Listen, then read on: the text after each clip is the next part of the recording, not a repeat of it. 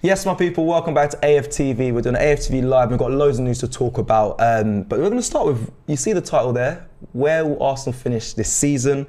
This has all come off the back of what Patrick Vieira said in response to an interview about, battling against the top teams that are going to be fighting out for the Premier League title this season. I'm joined with Turkish. Turkish, you good? All good, man. All good. It's good to have you back. And we won't start with that. We'll come back to it. I kind of wanted to get I wanted to start kind of with, we saw the women return, likes of Leah Wimmerson, Rafael Souza, Beth Mead, and Lottie. Now they all returned to the London Colney, got an honorary welcome from the first team manager Mikel Arteta. The first team players were there. We saw the likes of Saka, Ramsdale, and many others greet the women's team, and some other big Arsenal women fans as well, also in the audience as well from the women's football community. So it was really nice. And I wanted to begin with this because I want to just talk about the state of Arsenal Football Club right now and where we're at. And the reason why I want to talk about it is because the academy is doing well. I mean, Arsenal have loaned out some players, the likes of Tavares, Balogun, seem to be doing well as well on loan. First team, we're in a really good place. And the women's team as well have a lot of successes in there as well. So you know where I'm coming from. I'm coming from a very positive standpoint of this. I'm trying not to get carried away. And obviously the title does show like where do you think we're going to finish. I'm not going to get that carried away. I don't think we're going to be title contenders as much as Patrick Vieira did say that. But it'd be interesting to hear what you guys are thinking, where you think Arsenal are at the moment, and kind of get your thoughts as well around it, Turkish. But let's just go straight into, like I said, the state of the football club right now from what we're seeing. We're seeing the women's being very successful in the international play games and whatnot, their competitions. The academy doing well. Just to highlight, if everyone hasn't seen it, Marquinhos scored another 2 goals in the under-21s game. So that's another 2 goals on his tally in beating West Ham very previously. So doing very well there as well, winning games in the academy. Players, like I said, mentioned before, going on loan. Tavares, rightful decision. I think some fans there'd have been arguing there from, should he be going on loan? Is he raw? Could we use him this season? There's plenty of games, but he seems to be flourishing over in Marseille, like Saliba did. So again, seems like another good decision from manager in the club and the player there. Scored 2 goals last season. He scored 1 for Arsenal in like 28 matches, and he's gone on and scored 2 already. So doing very well over there. And then the first team, I'm sure as many people are aware, it's hard not to get. I'm trying not to get carried away, but you saw me in the studio on the weekend. It's looking very good right now. It is looking very good. But do I have to keep my sensible hat on and say, come on, Cecil, it's still early on? Or should we be trying to, enjoying what we're seeing from all aspects of the club? You could even mention a documentary. No, obviously, it is hard not to get carried away because we haven't, started the season like we have this season for a little while. And I don't just mean 2 wins out of 2. I mean, having a good enough transfer window headed into that first game that the fans are pretty much, together in hope and belief. Yeah. And that's been the case this season. Now, obviously, you add the 2 wins out of 2 on top of that. And yeah, I won't say we're in a really good place, but we're in a better place than we have been in recent years. That's for sure. Yeah. The reason I won't say we're in a really good place because I like to see how the season pans out before I talk about that. You do. And at the same time, top 4 is the next step, but top 4 is where I had enough as a fan. All those years under Wenger making top 4, frustrated that, Kroenke doesn't build on Wenger getting us top 4, selling the best players, bringing in lightweight replacements, still making top 4. It was a roundabout we was on then, a different roundabout. But the Kroenkes never really took that extra step to get us challenging and winning titles again. Yeah. So as much as, yes, things look good, they are definitely better than previous years. 100%. This season and next summer, if we do make top 4, will really tell me whether we're in a really good place or whether the wool is being pulled over again. Right. So what you're saying is you want to see, obviously, if we are successful this season in the sense of, we get top 4 back in Champions League football, you want to see, you're really going to test the Kroenkes off the back of that to see, are you going to have ambition enough for us to now build on that and not just sit in Champions League positions, but want to go and actually challenge? Is that what you're mainly looking at then? Yeah, listen, I want to play Champions League football. I want Arsenal to be in the Champions League. I miss it. I watch very little of the Champions League now that Arsenal haven't been in it for a good few years now. Yeah. But you just mentioned success. Now, I know that if we make top 4 come into the season, there's going to be celebrations, but we need to kind of, we need to keep it under control. Yeah. Because we can't forget that, what happened under Wenger. We can't forget that we was in top 4 when our initial frustrations started really dividing the fan base. Yeah. So yes, the next step is top 4, and yes, if we make top 4 this season, then well done Mikel, well done Edu, well done everyone involved. But it's what you do when you make top 4. It's what you do next. You know, so as much, and people might then turn to me and say, "Oh, Turkish is always negative. He can't even." I appreciate this summer. No, like I understand that.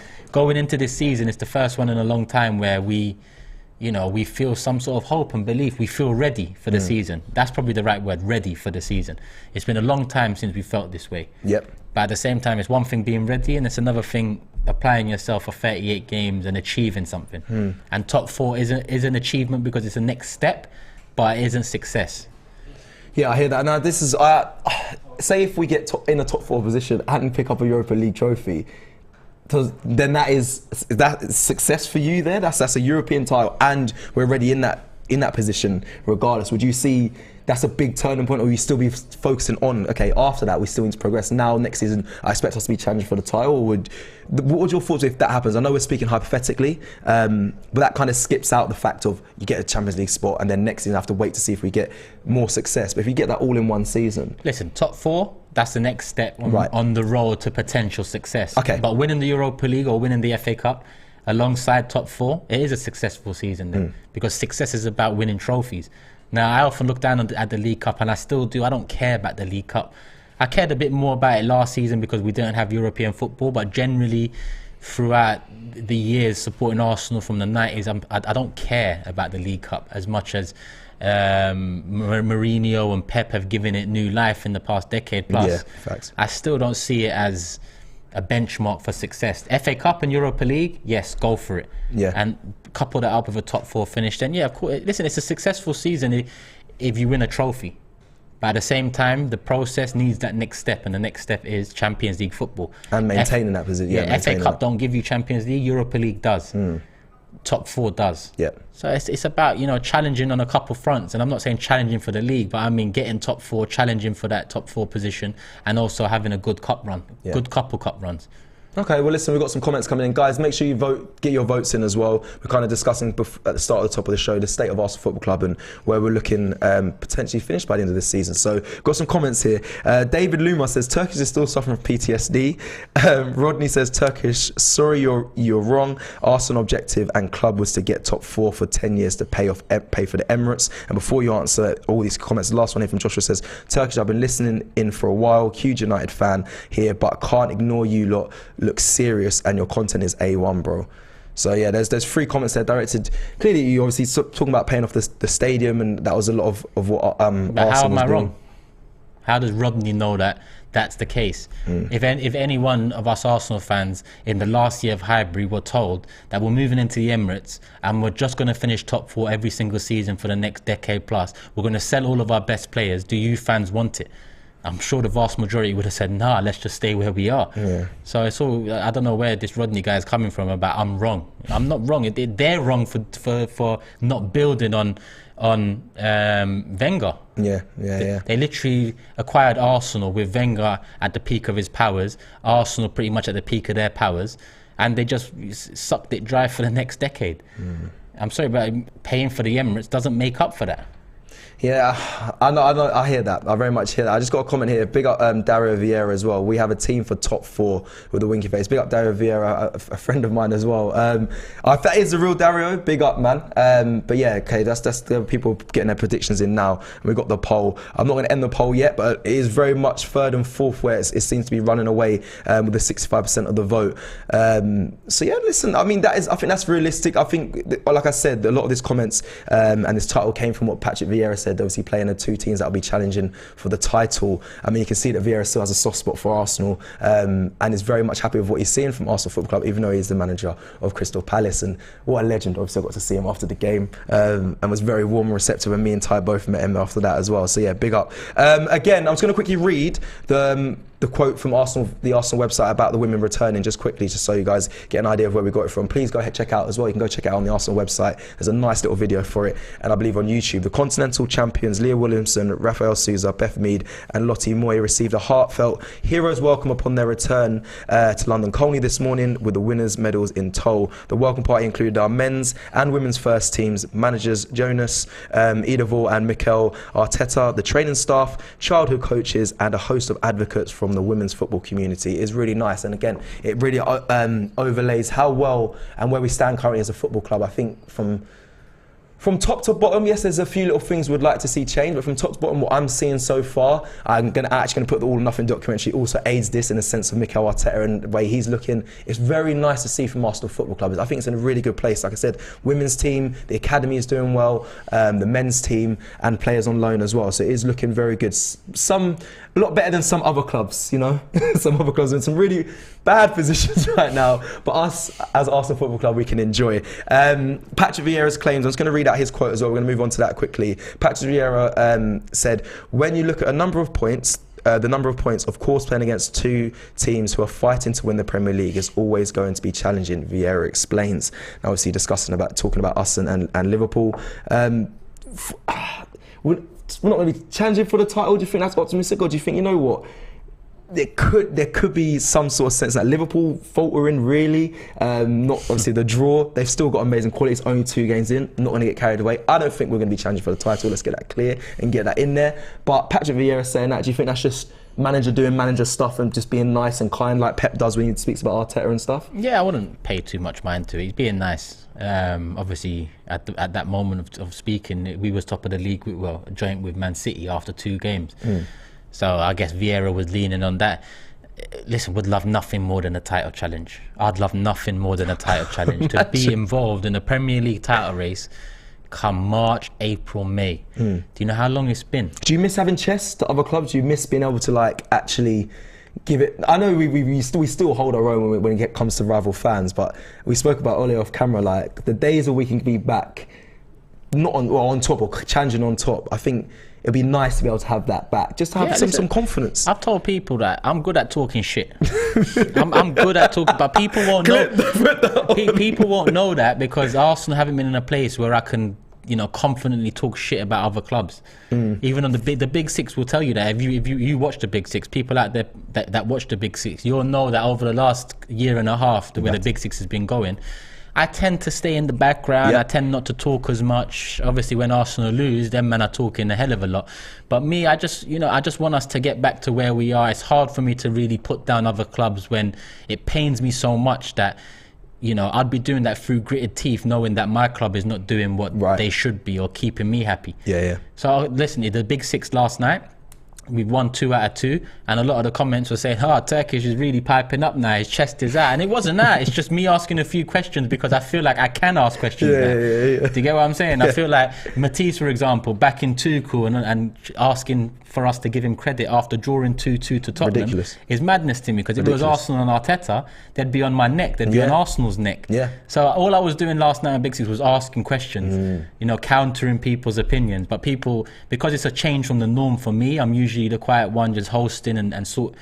People think that's me showing chest. It's not. That is not me showing chest. No. You lot will know what chest is when Arsenal are challenging again. That's when I feel like my chest can come out, because my club are doing what my club should be doing. And you know what? I'm going to just piggyback off that and just say, like, even I put a screenshot of the 4-0 scoreline against Brentford. I put a laughing face, and then Flex and KG wanted to message me and speak about, now you want to. I was like, bro, we should be able to enjoy it. It's been a long time. We can enjoy it for now. It's only 2 games in, but you got to enjoy these moments. Like, it's not having chess. I just asked questions, same thing. Listen, I asked questions about, you got Ronaldo. Everyone's talking about Ten Hag being a saviour and whatnot.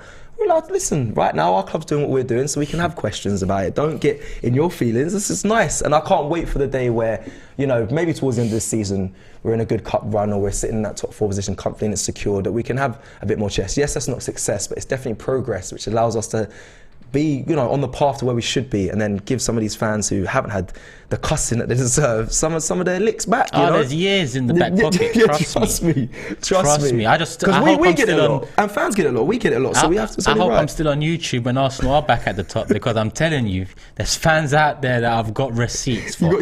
I've got receipts. I've got receipts in my back pocket. I've got scarfuggery on the other end of the phone line. When Arsenal start challenging again, subscribe to my channel, people. Yeah, amen. It'll be so much better. And even just looking at Robbie, and he does best of enemies and stuff, and seeing Tottenham having a bit of chess infuriates me. But once we're, hopefully it's soon, and we look like we're going in the right way, I think the club's in a good position. Once it all comes together, yes, when we all have chess, make sure you tune into a lot of the content, because it'll be great. It'll be great. But let's move on so we spoke about Vieira there, we spoke about the women's returning. Now, I did a little section, I put this together. Because as we say, I know we moved up, but we're in the process of moving on. Go on. But I've said this before as well, yeah. A lot of people say, you're too angry after games, or you need to calm it down a bit, or the negativity brings views. Trust me on this, and I keep on saying this. If Arsenal were to win the Champions League, or be in the Champions League final, or Arsenal were to win the league again, every Arsenal fan, content creator, they'll be getting views. They'll be getting inevitable. Because listen, it's been a long time coming. The frustration was a long time coming as well. That's why it was so venomous over those years. That's why a lot of people look back at it, and it still causes a divide because of how venomous it was at times. But best believe, if Arsenal get back to the top, and Arsenal win a Premier League or win a Champions League, and there's still YouTube and content creators about, you'll see views come in from success. It's just that Arsenal haven't been successful since the YouTube content creating world has come into place. And you can kind of see that if you can kind of foresee it happening as well. You look at the overlap, you see other fan channels getting involved, the club wanting to be closer to fans. Arteta speaks about it all the time, Edu speaks about it all the time. You see them sort of integrating influencers and YouTubers and whatnot and other fans into their content. It will grow and be a bigger space, and if Arsenal are on top of that time, of course views are going to go up in that. They're going to have plenty of access, and it'll be I'm very much, that's what I think I'm most looking forward to, is when the fans and the club and everyone's all in line, and it's a positive space. And you might see me dancing with a Brazilian flag outside the Emirates if we're challenging for titles again. I might be like, yo Rob, forget Cecil today. I'm gonna do it today, yeah? I'm gonna do it. You're gonna do the samba yourself? I'll do. Well, listen, if we're winning league titles, I'll do whatever I need to do, my guy. Yeah, I'll do it naturally as well. I won't even need Arsenal, a prompter. Arsenal, yeah? If that gives, is there any more motivation? See, Arteta, I know what you think about in the dressing room, you do your big stories. Clip this and put that on the change room before the boys go out. If we're challenging, we can see this man dancing outside there. I'm not lying. That's no word of a lie, bro. I'll be dancing, bro. No, do you know what? Yeah, if we're winning, I'll be waved, I'll be finished, I'll be dancing. Fucking would love to see that. Hopefully you do see it. Hopefully you do see it. Oh, more than anything, that would be hilarious. All right, yeah. Anyway, well, that's what it could lead to, people. Success is bad. It could drive us, but that's all we want, man. That's all we want. But yeah, like I said, happy where we are right now as Arsenal Football Club, and it's looking in going in the right direction. And we are going to move on to the next thing, which I kind of prepared today. But I'm going to go into super chats. Big up everyone getting involved. I'll give you an update before I go into super chats on the poll, just quickly here before we close it off. So 2,791 of you voted. Please also like the video. The same button you use to click the vote, please click to press the like. We'd appreciate it. There's a lot of you in here. Please do that. First to second, 24%. That's still quite a high percentage. I mean, listen, it is what it is. That's what the sort of poll says. Third to fourth is 64%. That's the highest so far. And then fifth to sixth is 10%, and seventh and below is 2%. I wonder what that 2% is. Very interesting. United fans. See, I'm good. Listen, I'm good at it, but these things will get me clipped if Arsenal don't move in the right way, yeah? So it's a balance, people. It's a thin line. That was quick. It's a thin line. John says, moonwalking up the stadium steps, Turkish low. People go, Turkish dancing, I would like to see that. Bro, everyone's on that. Turkish doing a samba, my world. Mafia boss says.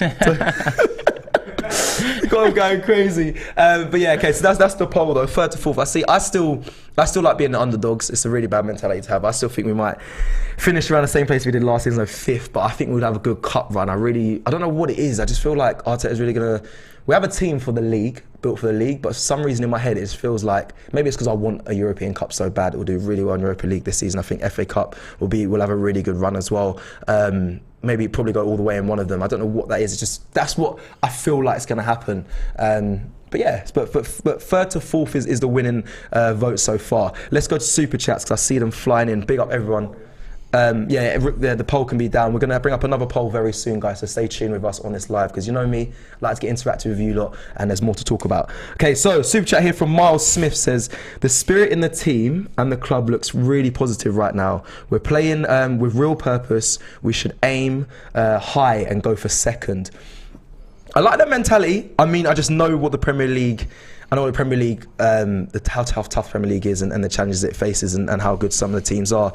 Obviously, we'd love to aim for that high, but realistically, I don't know if we're going to achieve that this season. But who knows? Football is football. But he's right there, Miles, with the spirit in the team and the club. It looks really positive right now, and it feels it going to being at the games and the reaction from the fans we speak to week in, week out. It's a good place. It's a good place. And even sometimes when it feels like fake positivity, you know, even last season. So last season, I didn't feel like I was in this sort of space. I know it's early on, but even when I was on the runs, when I was doing runs, we were unbeaten for a little bit. There was positive signs, but there was also, I could feel I'm waiting for Arteta to slip up, or there's something around the corner that can make us slip up. There's still something not right. The Aubameyang things. There was a lot of negativity in certain pockets. Right now, don't get me wrong, there's obviously going to be things that not everyone agrees with, but it just feels like it's in a good place, and may it continue. May the club continue with the success. May we continue supporting and getting behind them. Let's go into the super chat here from Shref says, Arsenal just 2 midfielders away. This is what we're going to discuss later. Oh, 2 midfielders away from getting top 2. That's Shref. Didn't expect you to say something like that, because Liverpool have got Núñez and he is struggling. Chelsea have a defence, no striker, and then Tottenham Hotspur can get 5th. We need Savic and Yuri. You can take that one, Turkish, because I'm quite surprised he's saying top 2 there. But 2 midfielders, does that change really the trajectory of this Arsenal side? I think 100%. Yeah, I know you love Savic and Yuri as well. Yeah, both of them would add immense levels of, well, Savic in particular, quality. Tillemans' quality as well. Definite upgrades to what we have. Yeah. Without getting rid of certain midfielders though, does that not overfill that position? You've got likes of Lokonga, El Neni, Xhaka. You'd have to move. There's no way we're getting 2. Yeah, it does, but they're quality. Whereas some of the ones you mentioned are not at that level. Okay. Do you ignore the right wing position then, or do you think 2 midfielders? Does that surpass your want for a winger as well? 2 midfielders. I know one does. I know one is your priority, but 2. Would you rather have 2 midfielders come in over 1 midfielder and 1 winger? If you say Arsenal are going to sign 2 players in the next 2.5 weeks, I'd want to Partey back up and I'd want to upgrade on Xhaka. So 2 midfielders. Okay. First and foremost before winger for me. Wow. I didn't know that. Okay, interesting. All right, Samuel says with a super chat here, shout out to Cecil, it was nice meeting you. Samuel, big up my bro, lovely to meet you too. Pratim says, how many points will dumb refs cost us this season, ? I wouldn't dwell on it too much. You could see refs have already cost Chelsea points against Tottenham. It swings and roundabouts.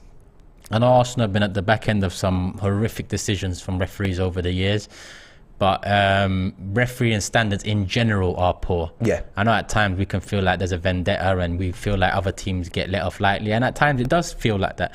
But if we look at last weekend and we take Chelsea versus Tottenham for example, hair pull was one of them. Bro, that was outrageous. I couldn't believe. Hair pull was one of them. That's GBH. And then you had the Richarlison in an offside position, you know. Yeah, blocking the goalkeeper's blocking the sight of Mendy. Listen, it is what it is. Swings and roundabouts. Let's just try and focus. We are going to be on the back end of some horrific decisions again this year because the refereeing standards are still in the mud. But let's try and maneuver around that and try and just do what we need to do to avoid relying upon refereeing decisions. I do worry about that though. I actually generally do, only because I look at this Arsenal side and think, when you're on the pitch, you have to sway the ref where you can, get loud, get physical, get in their face. I think even a manager, when it comes to it, certain managers really do go in on officials at times. They make it known that that's what cost the game. I don't think Arteta's one to do that. I really don't. I think sometimes he does mention it, but I don't think he'll blame a ref if it doesn't go in his way. So a decision. So I do worry about the nicety side of Arsenal. I know we're trying to change that, but with a young side, it does ponder my mind. But hopefully, like Turkey said, we won't have to focus on that, and hopefully we just get the job done and leave the refs out of it, and just get it done through the 90 minutes. Young Gunner with a super chat says, if we get Champions League for next season, we need to push on and start looking at players of Felix's level. The biggest issue under Wenger was the board accepting mediocrity. Turkish samba pending. Listen, I said it, I'll do it. That's gonna get clipped. I'm gonna clip that myself. I'm gonna hold that. I'll clip that. It'll be on my channel as well. Oh, it'd be quality. Young Gunner, just there quickly with your super chat there. It's interesting because I hear what you're saying about Felix level, but I've been impressed with the players we've pulled in this season without having the Champions League football, I'll be honest. Gabriel Jesus, yes, I think it's mainly down to Arteta and Edu. Big parts of that. I mean, he mentioned that himself. Zinchenko as well. Arteta's a big part of it. These are still big players. I know they're not the Haalands, not the world beaters, but those are big names to put in without Champions League football and just buying into a project. I've got to commend Arteta and Edu for getting these sort of players in, even getting like a party in at the time we did without Champions League football. It's a good look. It's a good look. But yes, once we get Champions League football, I think it opens the spectrum of the pool of players we can bring in, and there's no excuse to say, well, that player wants Champions League football, so he's not going to come here. So it eradicates that. But I am impressed with the players we have brought in and how well they fit into this system. I think Arteta is very particular with the players he wants, and I believe he's getting it right. So yes, Felix level's always going to be a good look for Arsenal, but right now I think Arteta is very focused on the player profile, and he's getting it right for now. Real Talk with a super chat says, Turkish, you say top 4 is a good season, but if we challenge and fail, you'll revise your goal like last year and say it's failure. Ooh, stick to your prediction this time. Turkish, you say top 4 is a good season, but if we challenge and fail, you'll revise your goal. So you're saying top 4 is a good season, but if we challenge for it and fail, then it's a failure, my guy. So I don't know if you're wording that. I think I know what you're saying, but there's context to it. Last season, I didn't predict us to finish top 6, right? Yep. But I also said around that time, the only hope we have is if a few of the big 6 teams underperform.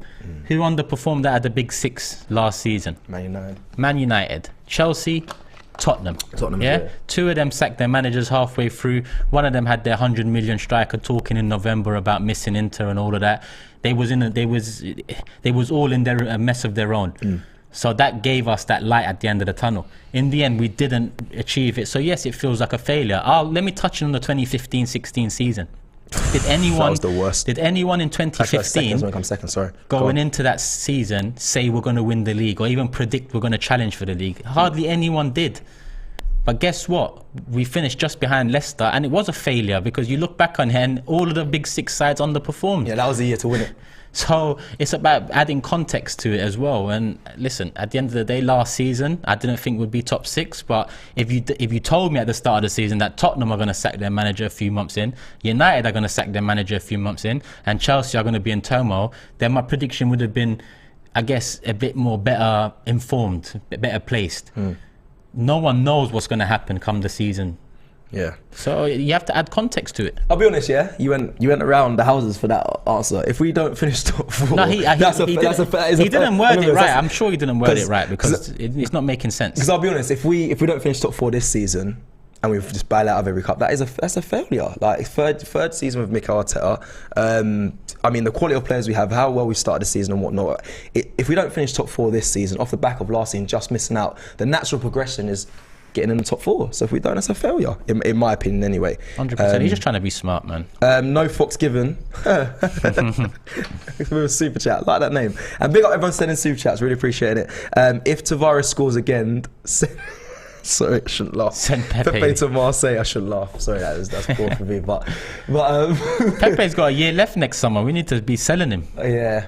I don't need to. I'm not going to say too much on Pepe. I mean, I've said everything I need to say. Listen, he's got quality in there. I just don't think at Arsenal he's had a good time at all. I think it is time to move on from him. Whether selling him, it will take a big loss on him. But this Marseille seems like where every player finds their feet. It's crazy. Even I actually watched some of the Tavares highlights, and he just looks like a different player over just there. Popped down at Man United are interested in Brighton midfielder Casado.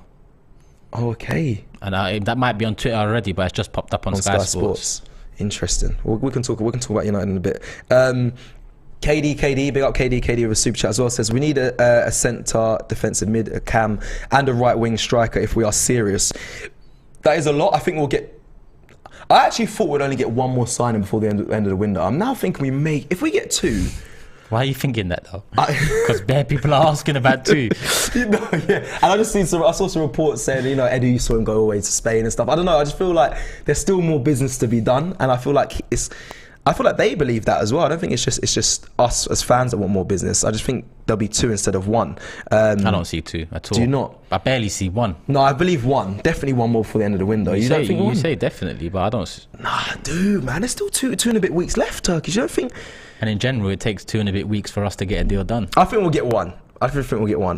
Maybe 2, but I think we'll definitely get 1. You don't think 1? No, listen, there's a strong possibility we can get 1.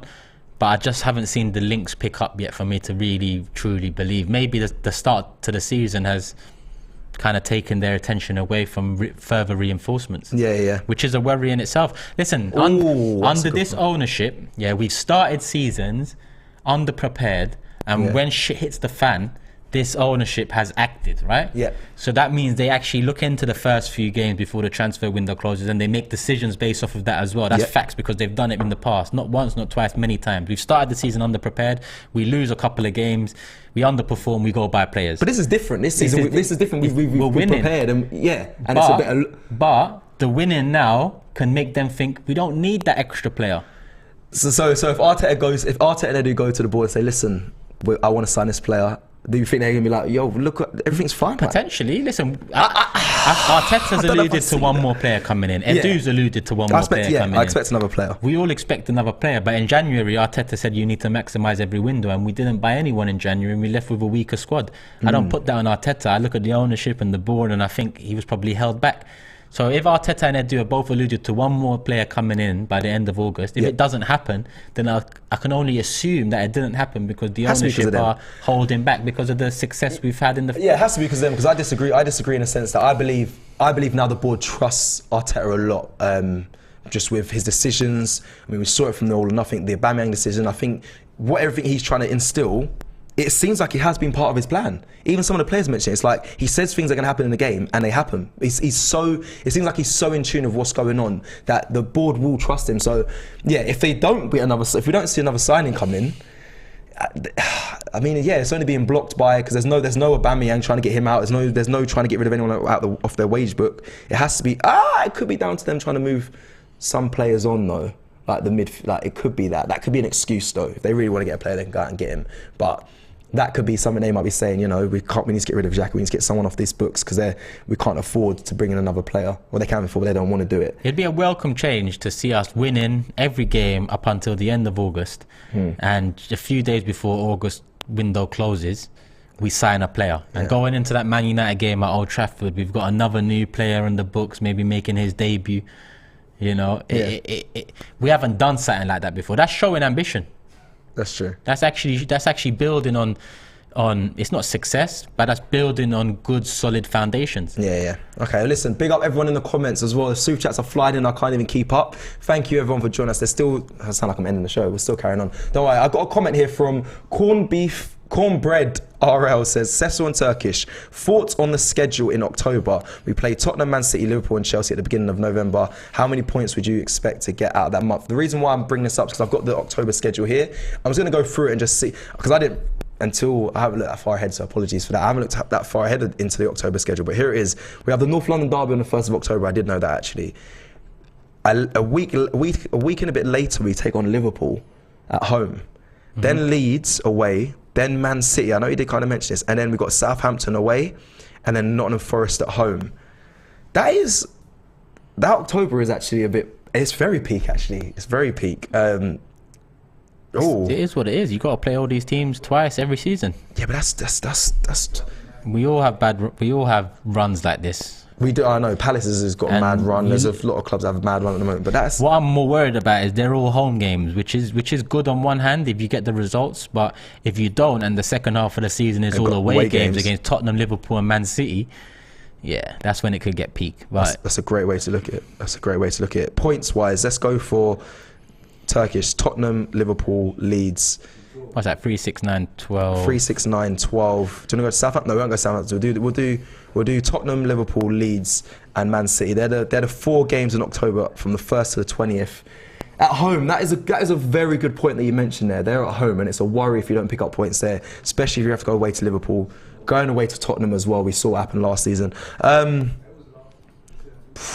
think 7 points minimum is fair.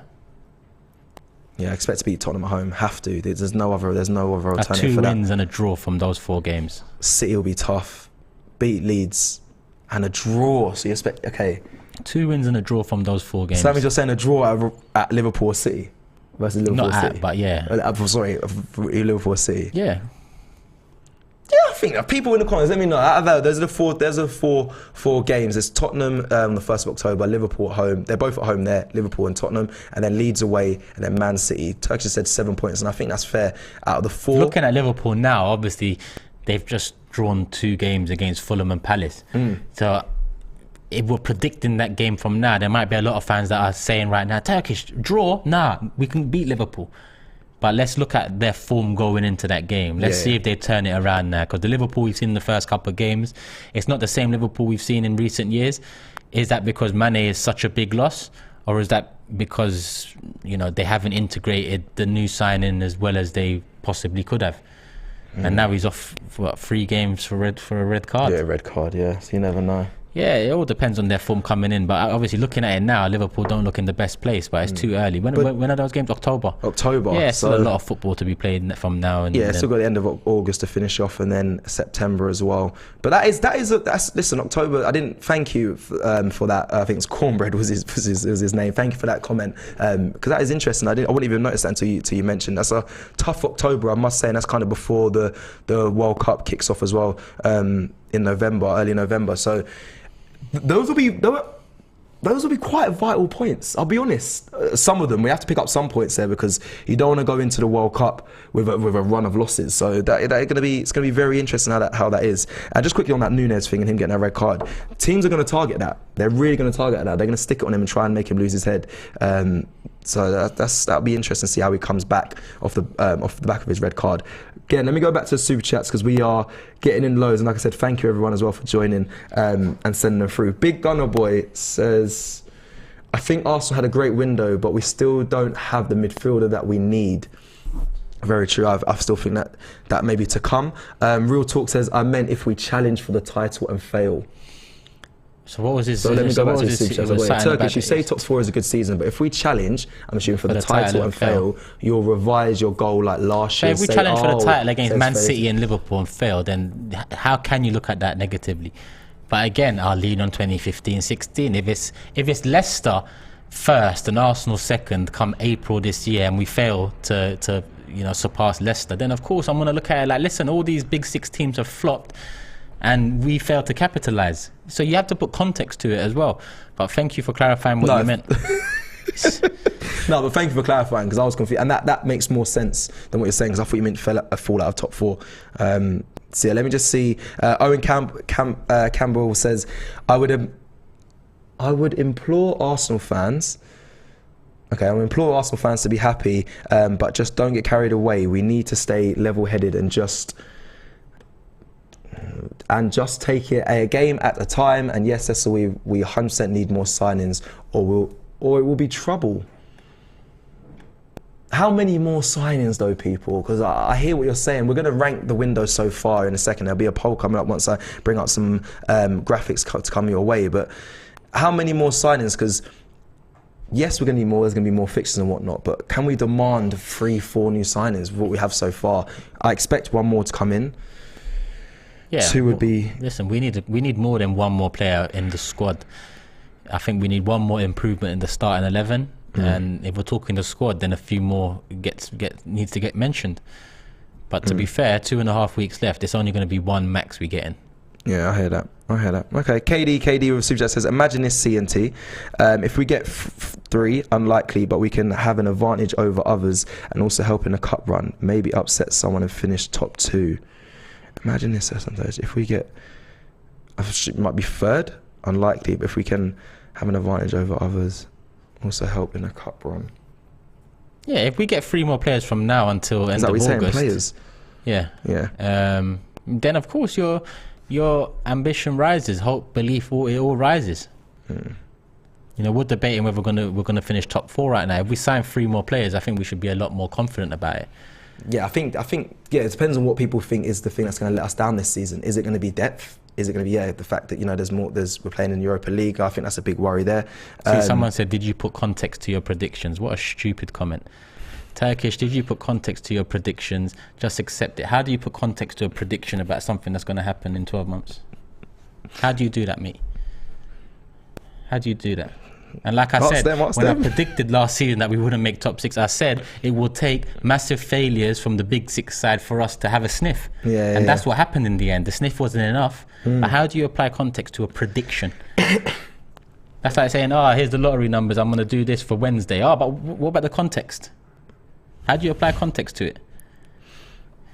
I'm confused, but I thought you might be able to help me there. I can't help you then. I can see a lot of people talking about my reading. Listen, I only get half the super chat on the screen. I had to move it. But anyway, let's go back to this. Push Parga says, this question should be answered after the end of the transfer window. Even if they win the Europa and finish 5th, it's a win-win, though. What do you think? I hear that. I hear that. The question should be asked maybe towards the end of the transfer window. But while we're here, we're answering these questions. Same with the position and where we think people are going to finish.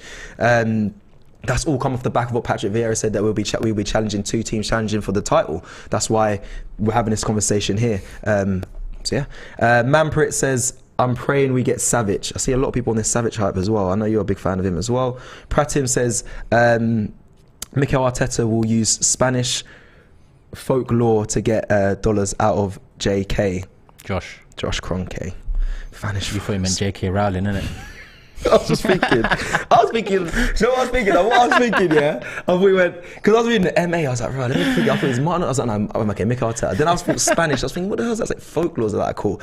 Then it was like, get dollars, I said, not pounds.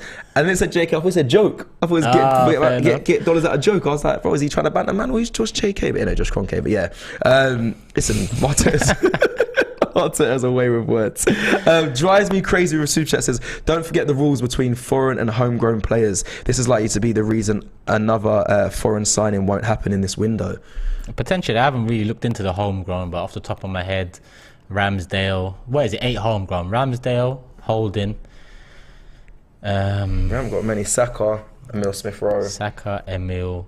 Does Martinelli come into it? I doubt it. Because he came at 18, didn't he? Yeah. So let's just say Saka, Emil, who's on the bench? Eddie Nketiah. Yeah. Yeah, it's looking a bit. It's looking a bit big. Ben still. White. Ben White is a 6. He said Ramsdale said they will Kieran Tierney. Does Scotland count as homegrown? I don't know. British? I don't know. Let's just leave that one there for a sec. So let's say 6, maybe Tierney.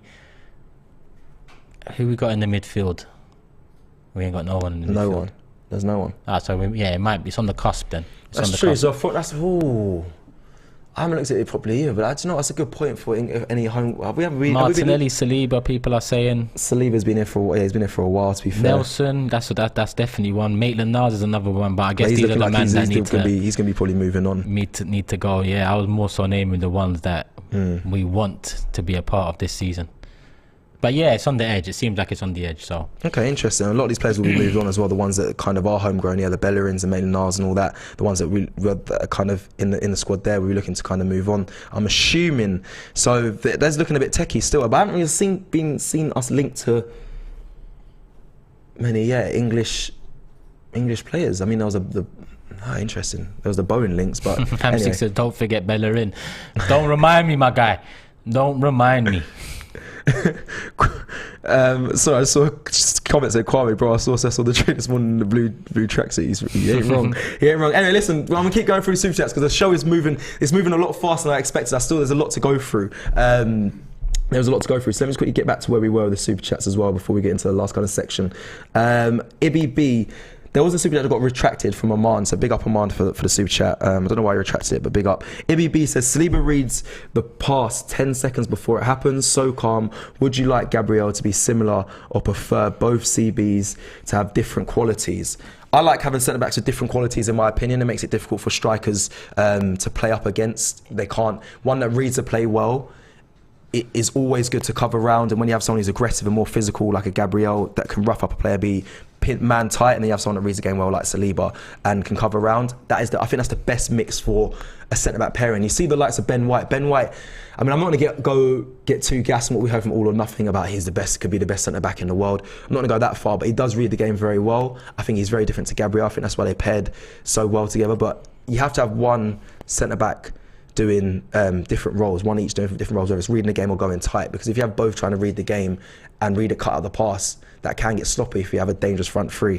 You will eventually get caught out, trust me, if with an over the top ball or whatnot, people running in behind. So I like defenders with different qualities. I think versatility in the game is so key at the moment as well, especially in this Premier League. Many managers are looking for players that can do a number of things. Gone are the days where centre-back can just head the ball and have a good tackle and be classed as one of the best centre-backs. They wanted to now be good at the ball at the feet, playing out the back, whatnot. Goalkeepers have to be good playing. We spoke about this before, but football is becoming a very multi-skilled sport in the sense of what you have to be able to do as a footballer these days. So yeah. And I'm not angry at it. I'm not angry at it. Big up again. Super chat's flying in. Guys, slow it down. Miles Smith. So I don't know if you want to say anything on that, but I don't know if you agreed. No, I agree. Yeah. Different qualities. Miles Smith says, I don't understand why we're not in the market for another right back. We signed Zinchenko because Tierney is not reliable. Neither is Tommy. We have Ben White, but he's still unproven at right back. I think it's the system that Arteta wants to play. Ben White slots into a back three, Zinchenko goes up into midfield, or Tierney goes down the wing, and it allows Emil to drop into the 8 position. So I know what you mean. Heading into the summer, of course, a backup right back seemed to be not at the top of the list, but it was in our priorities, let's say.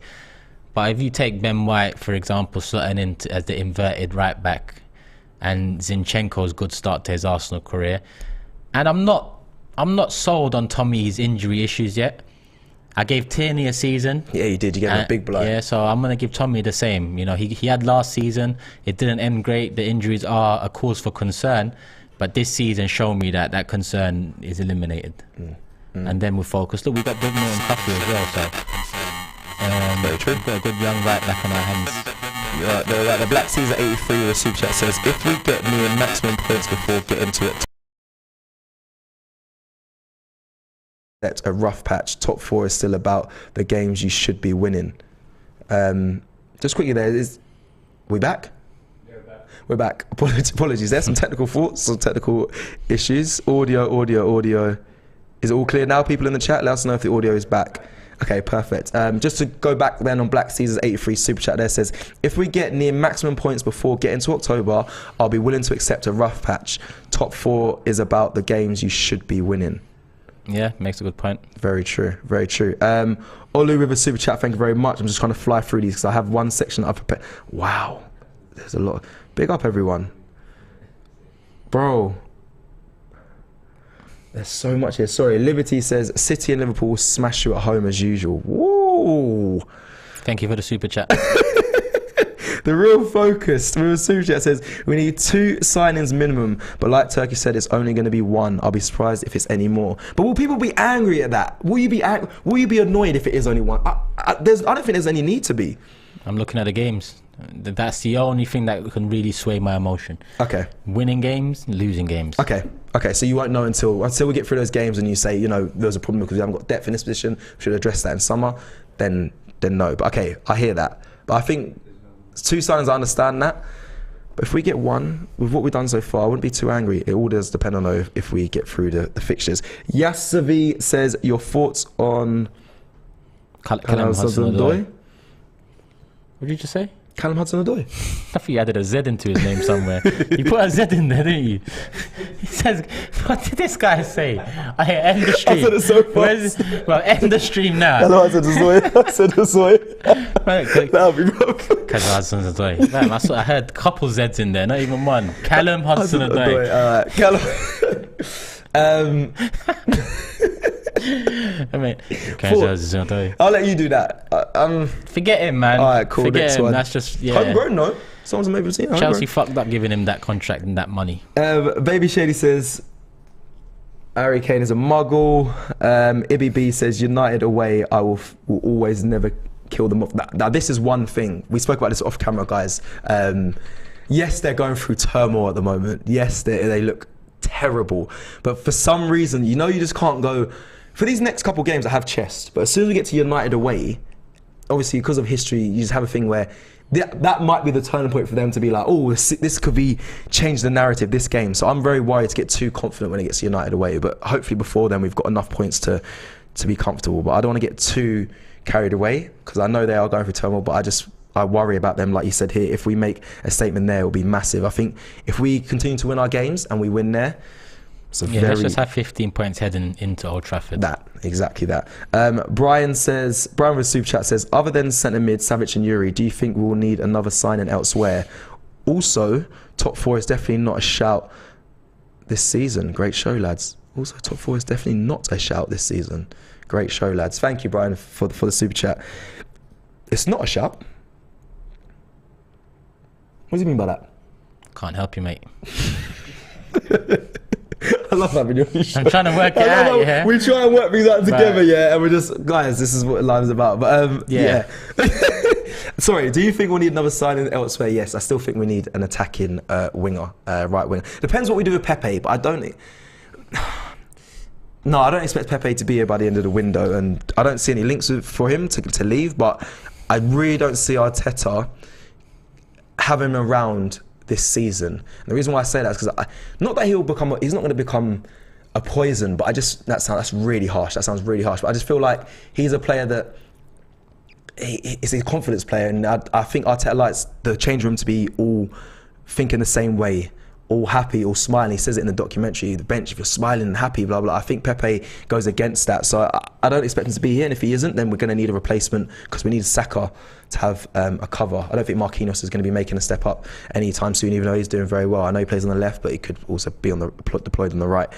Okay, let me go to we've got to get onto this last bit of news. We're 5 minutes till the hour. Oh, this guy Patrick said, you guys have no faith.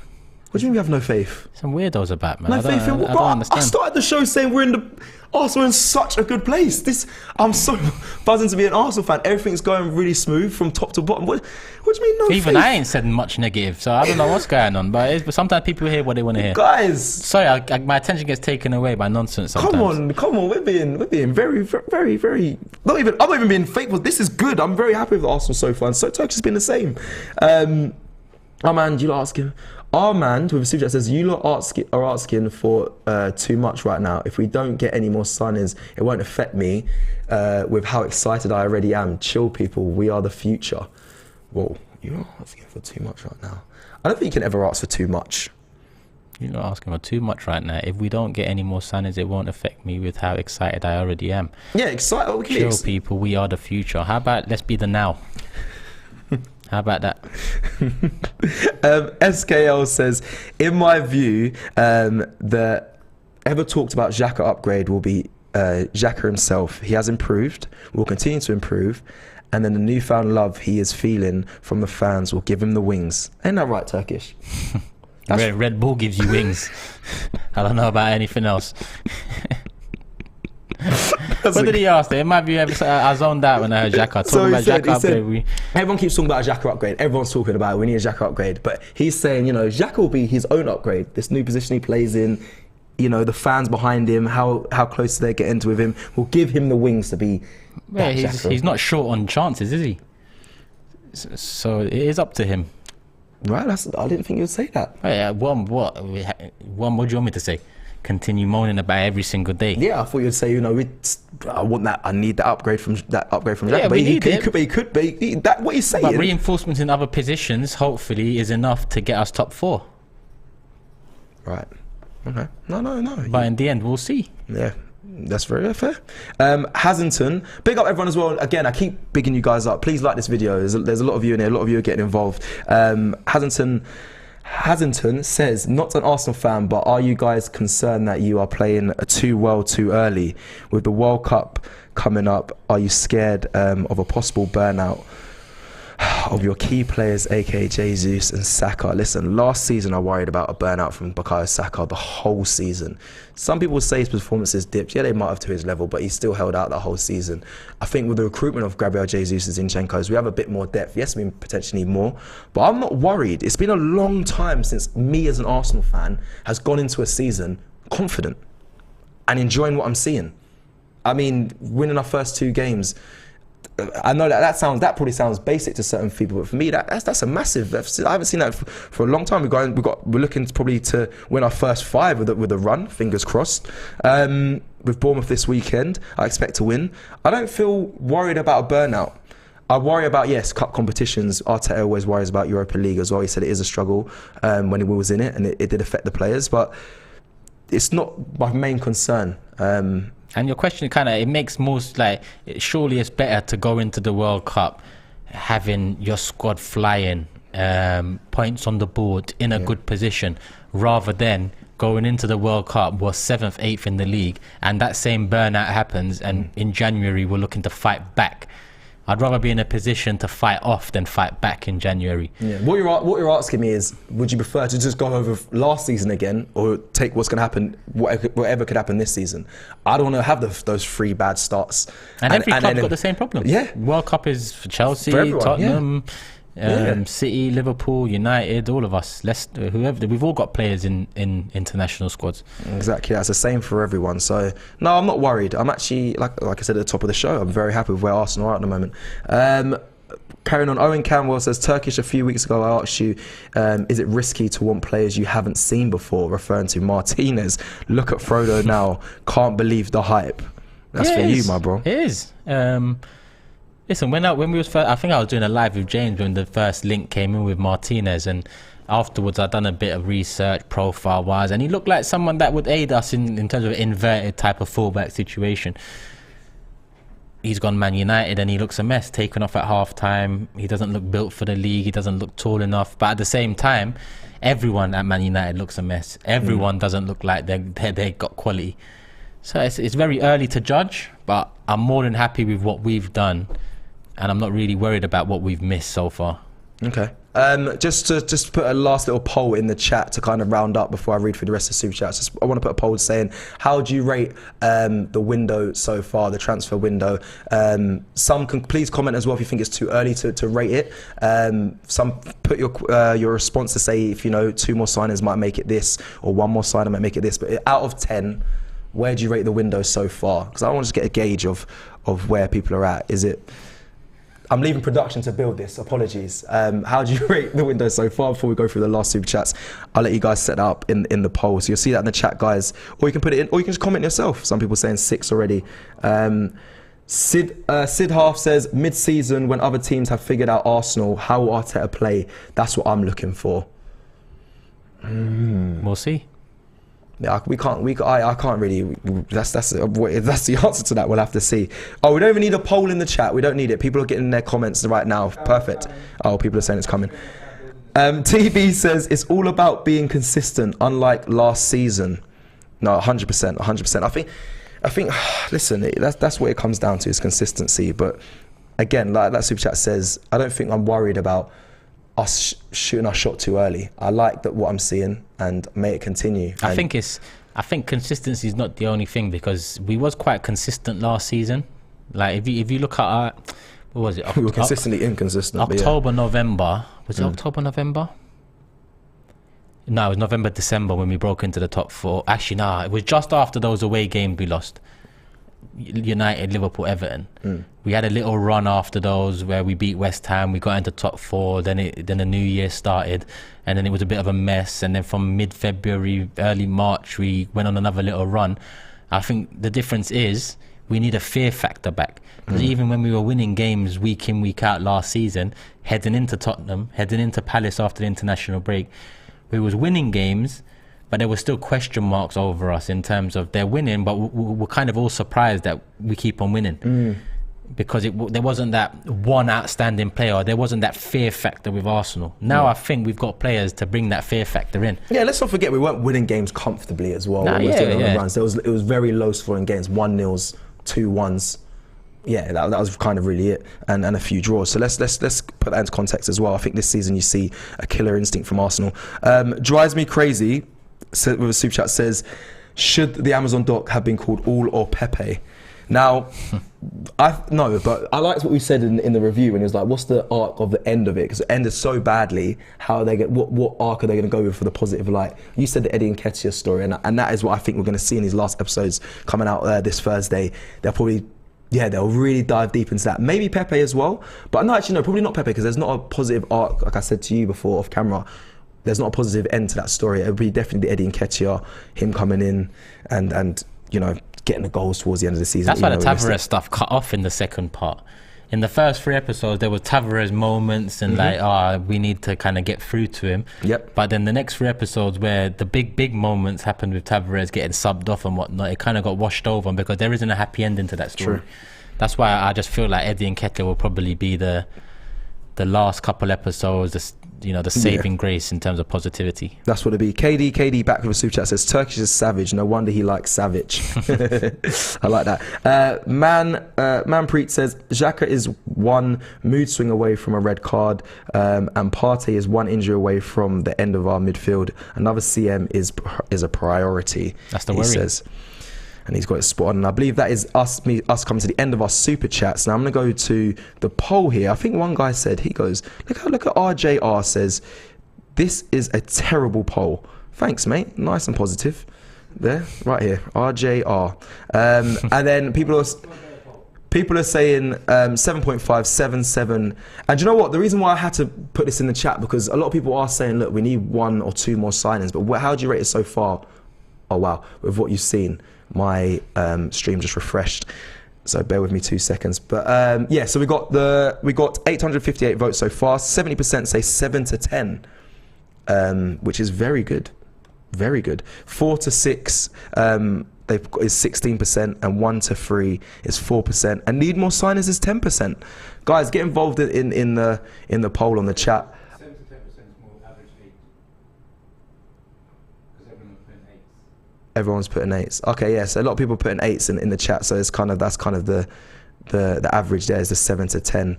But yeah, that's us kind of coming to the end of the show. Thank you for everyone that they get involved. But I do want to read it. So actually, I love this bit. So I asked Robbie in a player range. So unfortunately, I wasn't at the game on the weekend, and I heard that there was a song for Gabriel Jesus going around, and luckily I did see the actual lyrics to the song this weekend, because I asked Robbie, and Robbie said they haven't got one yet, but there is this one, and it goes, I'm not going to sing it all because I can't sing and it's Turkish will kill me. It goes, oh, Mikel Arteta called him, said now's your time to shine because I'm collecting Gabbies and Ghana makes you mine. They say he walks on water, then turns it into wine. Oh, I believe in Jesus. Oh, also another night. Nah? This guy said he ain't gonna sing, and then he nearly started dancing on top of it. I got into the tune, but that is a big tune, guys. You can see it online as well. I'm seeing a lot of people singing it. There was a video going viral as well of them singing it. But Gabriel Jesus has a song, and I like it. I like that one. There was a comment before we wrap up. Sorry, there's one comment from a guy who's been putting in this comment this whole show, and I really, really want to read it out. It's about where is he? I can't find it. But he speaks about Arteta having a bigger ceiling than Klopp and Pep. He keeps commenting it. Well, block him then. No, I just think he wants to make it known, but I think that's absolutely outrageous. Do it somewhere else. Yeah. He's looking for someone to pay attention to him if he's saying such things. You see, okay, so we've got a super chat here to finish up. Big Ash says, I'm 100% with you, Turkish, about fear factor. Teams used to give up before kicking the ball. We need to get that back. I'm the one that said about the fear factor. I swear I said that. No, you didn't. What? Did I not say that in the show? It's recorded, so you can rewind. I'm going to watch it back. In the chat, let's have a poll. Who said it? No. Did I not Turkish say or though? Cecil? I said about, teams, when they come to us, the nice teams of Mikel Arteta and the refs. Anyway, I thought I said that. We say so much, sometimes we forget. But give me that. I said that, no? Did you say that? Bro, they know who said what. If you want it, you can have it. I don't care. It's cool. I say enough. All right, people, we're going to end it there. Thank you for watching this live. Big up, everyone. We will see you again tomorrow. Don't forget to get the merch, shop.aftv.co.uk, and check out all the content coming your way. Plenty of content in the lead up to the game this weekend against Bournemouth away.